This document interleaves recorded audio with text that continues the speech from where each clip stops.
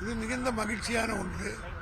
அதாவது சென்டிமெண்டலா சொல்லணும்னா, எங்கள் தலைவர் தேர்தல் பிரச்சாரத்தை நாடாளுமன்ற தேர்தல் பிரச்சாரம் துவங்குவதற்கு அன்றுதான் பொன்முடி மீது இருந்த வழக்கு விடுவிக்கப்பட்டு அவர் அமைச்சராக ராஜ்பவனில் பதவி பிரமாணம் செய்துவிட்டு அவர் தேர்தல் பிரச்சாரத்தை துவங்கி 40க்கு 40 வெற்றி பெற்றோம்.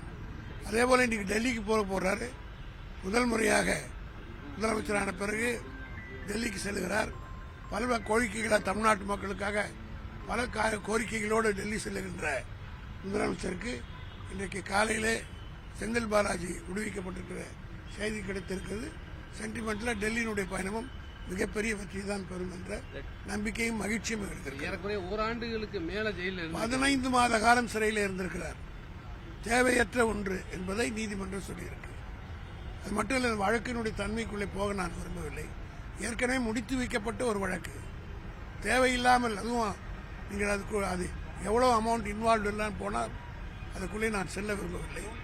தேவையில்லாமல் கொங்கு மண்டலத்தில் திராவிட முன்னேற்ற கழகத்திற்கு அவர் தீவிரமாக பணியாற்றினார் என்பதற்காகவே சீப்பை ஒழிச்சுட்ட கல்யாணத்தினத்தெல்லாம் நடிச்சு அவளை உள்ள வச்சதுனால ஏதாவது செஞ்சதான் நடிச்சாங்க. அவர் உள்ள இருந்தாலும் வெளியே இருந்தாலும் திமுகவுடைய செல்வாக்கை யாராலும் குறைக்க முடியாது என்பதை நிரூபிக்கின்ற வகையில் இந்தியா கூட்டணி 40க்கு 40 வெற்றி பெற்றது. அமைச்சரவை தடை இருக்கா சார்? எந்த விதமான தடையும் கிடையாது. எந்த விதமான தடையும் கிடையாது. இது தாமதிக்கப்பட்ட நீதி நினைக்கிறீங்களா?